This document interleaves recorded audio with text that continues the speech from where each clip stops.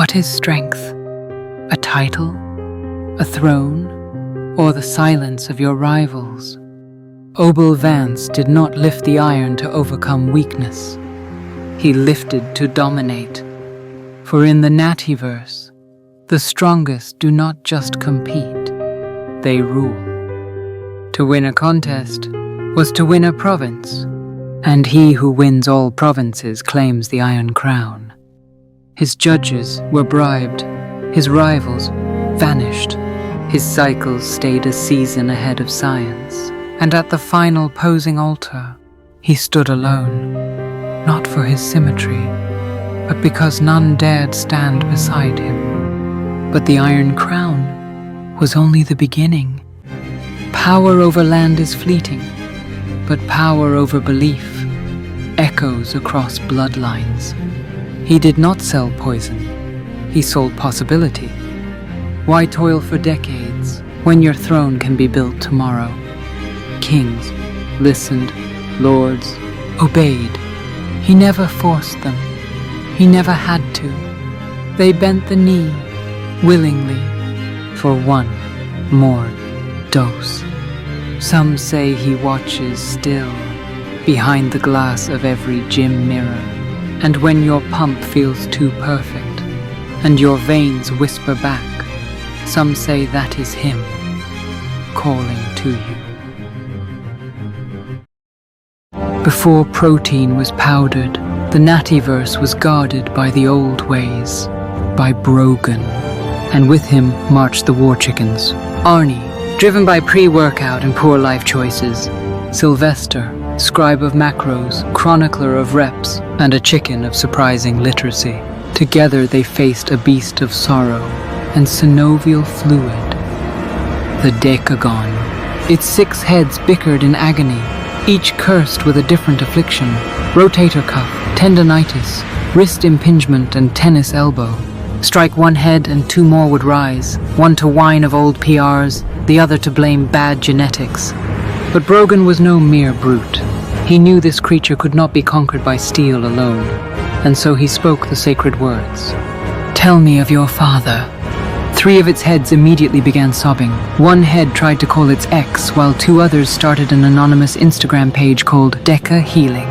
The beast collapsed into a pool of electrolytes and unresolved emotion. Sylvester marked the encounter as a hit session, but his eyes were drawn elsewhere. For etched into the ancient rock face, a map left by the first lifters, leading to an artifact of such anabolic power, it could remake the Nattyverse, or destroy it. Sylvester warned that if such power fell into the hands of the juiced, the Nattyverse would never be the same. Arnie, ever a creature of impulse and caffeine, declared a quest was obviously the answer. None knew where the path would lead, only that the pump would be legendary. Legends tell of a relic hidden deep within the fallen gym of Limitus, whispered to be more anabolic than a shaker left unwashed for 40 days. It was this tale that led Brogan to the chalk-stained ruins. But this was not the first legend of his making, for in the year of eternal cardio, he restored hope by pressing pause on a stranger's treadmill. At his side strutted Arnie, whose veins once carried so much espresso, baristas bowed when he entered. And Sylvester, chronicler of the bulk, who once whispered the glycemic index of rice, and an entire generation cut their carbs in shame. Now, amidst cable machines that had been out of order for 1,000 years, they found it. A relic not of this world, but a portal to another. The runes were clear. The portal would awaken only with chalk, and the cursed powders of long past its sell-by date. As powder struck the stones and the air filled with the scent of fruit punch, they stepped forwards, believing they would see a world of strength.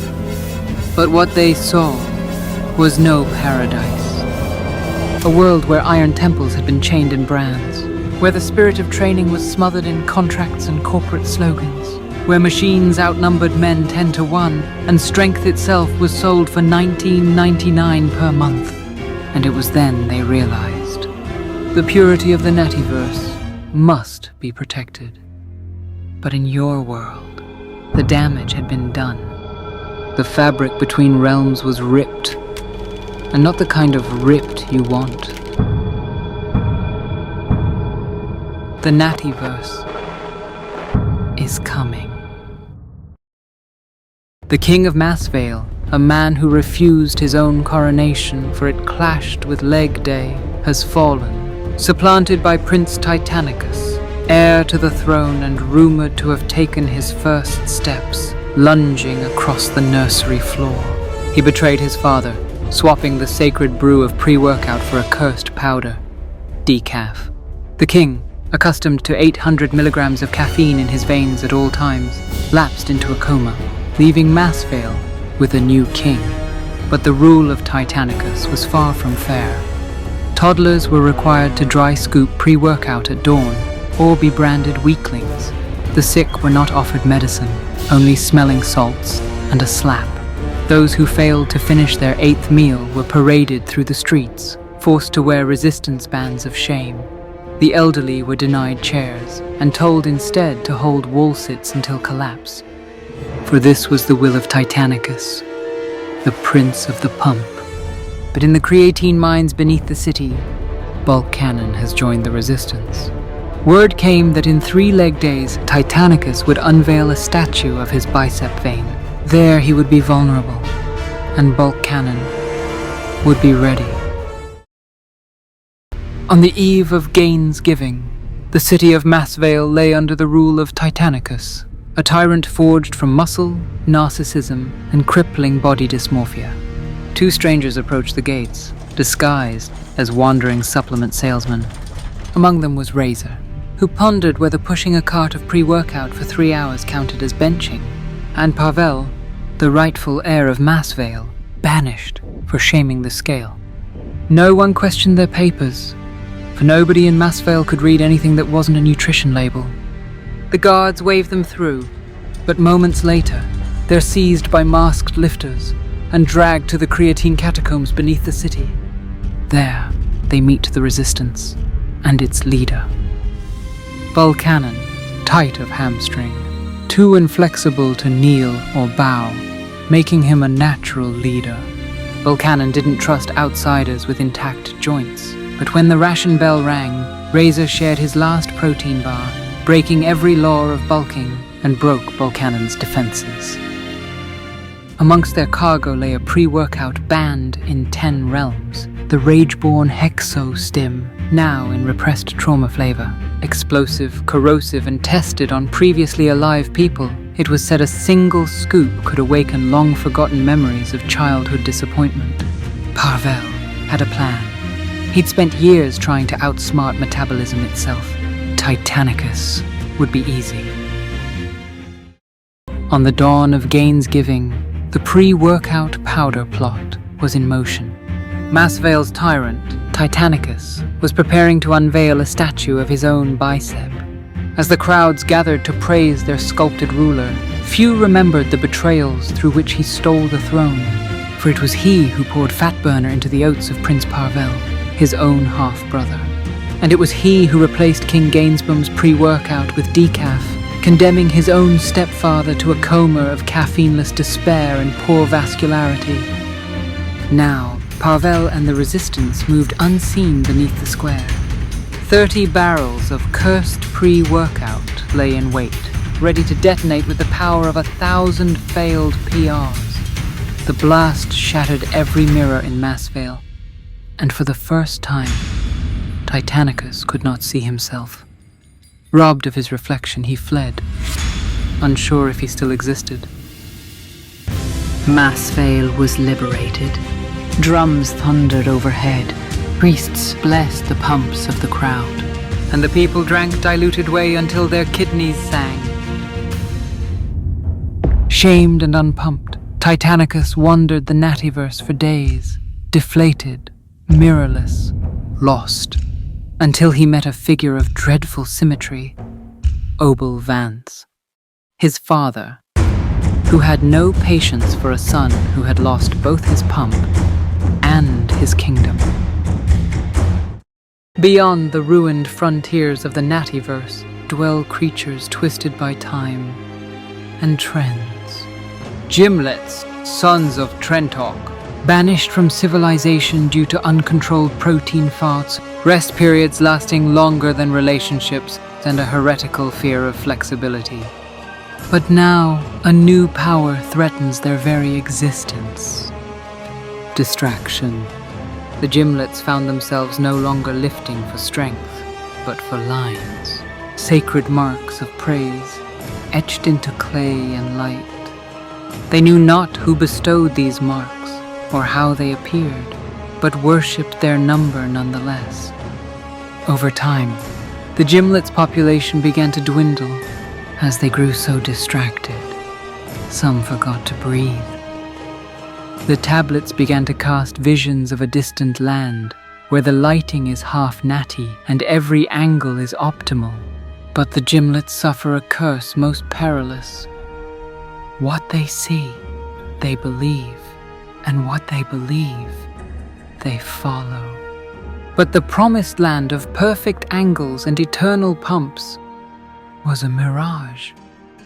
The gymlets were shackled, forced to raise vast monuments of validation for she who reigned not by law, but by flawless symmetry and divine angles. Vanyra, pharaoh of the Algorithma dynasty, the sovereign of serotonin, the high priestess of the mirror, and the most followed force in all the Nattyverse. It is rumored her dumbbells are polished with the tears of those she unfollowed, and that she can hold a glute pose for so long, statues feel inadequate. Her first steps were taken not towards her mother, but towards the mirror, and to gaze upon her pyramid of everlasting engagement was to feel both awe and the crushing weight of your own irrelevance. Vanyra, pharaoh of the Algorithma, is the most followed force in all the Nattyverse. Today, like all days, begins with the morning scroll, a calfskin length that records the scandals, trends, and thirst traps of the realm. Rek, whose job is to document every compliment she's ever received, is exhausted from arranging the dumbbells into the shape of her initials. So when it is time to anoint her disciples with the sacred blue tick of verification, he stumbles into the great ring light, plunging the temple into the horror of natural lighting. And thus she strips him of his username, forcing him to wander as User894, and casts him into the pit of irrelevance, where the forgotten trend forever in darkness. During the Great Unfollowing, when her numbers dipped below 10 million, Vanyra, queen of the Algorithma, declared a state of emergency. It is said she climbed to the top of the pyramid of everlasting engagement, held aloft her ring light, and blocked out the sun for 3 days. Darkness fell upon the Nattyverse, until her followers were forced to return, and her metrics recovered. In the forgotten corners of the Nattyverse dwell the Tren trolls.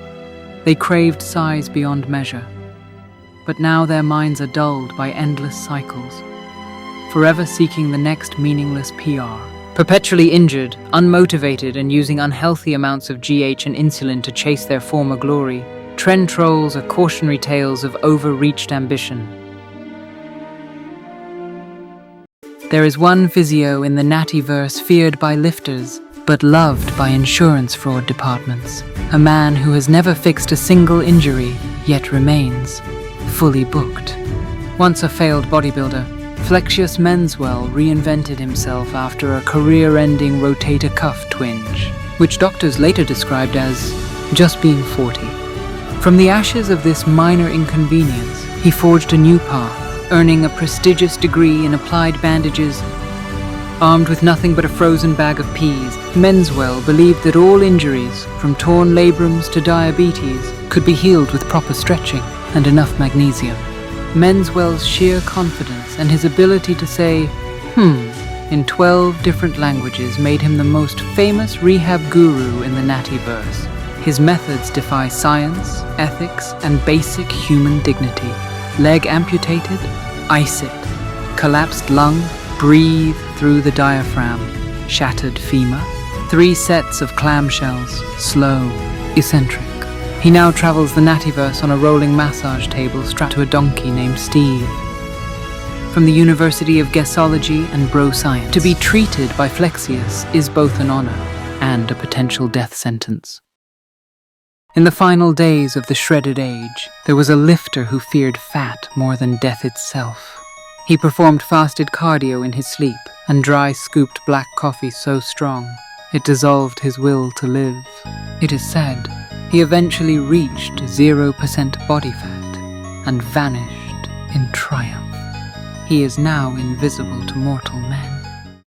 In the age of untracked calories, when men still feared the rower, cardio extremists burned every bench press in the Nattyverse. Gymlets wept, powerlifters observed a minute's silence, and chronic shoulder pain became but a memory. But in the realm of Amrap Dor, where crossfitters sought glory but found only tendonitis, the peasants, weak of core and flat of chest, begged their king for guidance. Quentin, breaker of rest days and wadlord eternal, gazed upon a kingdom without a pump, and wept. He threw himself upon the ground with despair, but as he struck the stone, he pressed himself back up. The peasants gasped. Quentin had moved his body with no bench, no barbell, and no equipment. Thus was born the press-up. It is said, each time the exercise is performed, the spirit of King Quentin flexes and the Nattyverse grows stronger. They were once men, the 9 lords of the shred, idolized by millions, ripped beyond sense. But Obel Vance, the deceiver of Dexa, offered to them the Clen-shade, a fat burner so pure it stripped not just fat, but the soul itself. But over time, they forgot how to eat, how to lift, and how to live. Now they are neither natty nor whole, capable only of flexing. They are the Clen-shades, the 9 shredded servants of the vile. Wrapped in cloaks of cuttings past, they wander the Nattyverse, relentless, breathless, and incapable of sitting down without cramping. During his 12th cycle of the year, when his blood work began to resemble engine oil, Obel Vance decreed that his likeness should adorn every garment in the Nattyverse, so that his symmetry would be praised, even on laundry day. Production began at once, with underpaid Tren goblins toiling for hours, sewing until their traps twitched. Each shirt was irrigated nightly with Tren-bologna runoff and diluted whey, then air-dried in the fumes of expired pre-workout. The first wearer instantly believed himself 7% leaner. The second applied for a brand deal with a supplement company that didn't exist. The third developed delusional faith in his genetic superiority. Soon the shirts were outlawed, deemed psychologically unfit for public wear. Yet production continued in secret, for the Tren goblins had quotas to meet and no access to HR. Seeing what he had created, a repentant Tren goblin named Barry broke ranks. He wrapped the remaining teas in Tupperware containers and began the slow crawl across the Nattyverse. At the edge of reality, he found it, a deadlift platform that bridged worlds. There, with his last trembling rep, Barry hurled the bundle into the light, saving his world, but condemning another. I feel it in the iron. 3 sets of 12. I taste it in the pre. It no longer tingles. I smell it in unwashed shaker bottles. The ghost of a scoop too far. The avocados are missing. Stolen like abs in a dirty bulk. Without their mono-saturated glory, the Nattyverse has fallen into shadow. Testosterone plummeted, sanity wavered, and men began dry scooping peanut butter in alleyways. Even the purest meal preppers were left with nothing but despair and egg whites. But amidst the famine, one flame still burned. Fasted, furious, and 1 gram of fat away from violence. Pyra, born in ketosis, forged in caffeine, and emotionally unavailable since 2021. She searched the macroscape for any sign of the sacred fruit. But what she found instead was far more troubling. 2 war chickens waddled across the sands. Arnie, son of Greg, the over-caffeinated, and Sylvester, chronicler of macros. They claimed to be on pilgrimage, in search of the mythical 8th day of the week, rest day. Pyra assessed them with the cold precision of a meal prepper calculating protein per kilogram.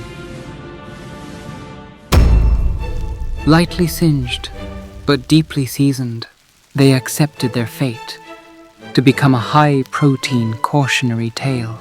But destiny sometimes arrives with the unmistakable steps of a man who never skips leg day. Brogan Harris, hero of the CrossFit Rebellion, his traps shimmering like twin suns. He had not seen such barbarism since the riots of Wadgate. For the old texts were clear, "Thou shalt not meal prep thy comrades." I taste it in the macros. 0 added sugar. I see it in the pump. Where the arms swell, the ego follows. I hear it in the war cry of a failed deadlift. Lower backs were sacrificed. The avocados have been stolen. Their mono-unsaturated bounty stripped from the earth, leaving the free peoples of the Nattyverse in disarray. But Brogan bore a heavier burden. For his faithful war chickens, raised on creatine, trained to failure, and rumored to be descendants of the first protein phoenix, had not been seen for 3 consecutive leg days. Brogan feared they'd been meal prepped. And he was right. Fueled by rage, caffeine, and a scoop of BCAAs containing more caffeine, Pyra, daughter of ketosis, ignited with holy thermogenic fire, a blast born of ketosis, anger, and the reckless use of fat burners never meant for mortal hands. But Brogan wielded the Dom Seeker, a sacred barbell of the old world, said to have torn muscle fibers across 9 realms. But fasted cardio is a cruel master, and Pyra had not known fats for 40 days. She no longer recalled the richness of the avocado, nor the peace that came with 22 grams of mono-unsaturated fat, only the cruel bitterness of dry salad. Her macros unbalanced, she fell, like blood sugar at 11 a.m. The war chickens were freed, and deeply offended. But then he saw her, curled up like a forgotten protein bar, expired, yet still full of potential. Together, they vowed bring balance to the macros of the Nattyverse and reclaim the avocados. In the age of the slipped disc, the Council of Unnecessarily Explosive Movements asked the single most important question in the Nattyverse. What if a rock had a handle? They debated for 99 days over whether their creation should be pressed, lifted, or worshipped as a minor deity. One elder suggested using it for burpees. He was politely asked to leave the kingdom. At last, they presented their invention to Emperor Jogomir the Breathless, a man so desperate to appear athletic, he once pulled a hamstring adjusting his sandals. He tried it once, threw out his back instantly, and declared it a mandatory exercise for all citizens. Coaches called it brilliant. Physios called it 6 months of steady income. 'Twas the night before Liftmas, and all through the gyms, not a dumbbell was clanging, not even a pin. But Liftmas was in danger. Across the Nattyverse, lifting belts no longer held where they should. Numbers looked right, but felt suspicious, and PRs from last winter had become distant memories. But Brogan felt the change in the pump. Among his company was Arnie, the war chicken, driven by pre- and poor life choices, Pyra, fueled by rage and avocados, and Sylvester, chronicler of reps. They had received word from Brogan's brother, and had agreed to meet at the Inn of the Prancing Powerlifter, a tavern for the torn and plateaued. There, failed bodybuilders drown their sorrows in unflavored whey, and gymlets wonder whether they peaked at 16. Brogan had not seen his brother since the CrossFit Rebellion. Much had changed since then. The door opened, and before them stood Bro Santa, whose solemn duty was to save Liftmas. For the people of the Nattyverse had asked for more gifts than ever before, causing his reindeer to collapse from exhaustion and low blood sugar. Sylvester revived the reindeer with a concoction of pre-workout and smelling salts. But the sleigh did not move, so Brogan and Pyra stepped forward and pushed, for sled pushes were not unfamiliar to them. At the top of the hill, they let go. The sleigh builds up speed, like a marathon runner who forgot why he started.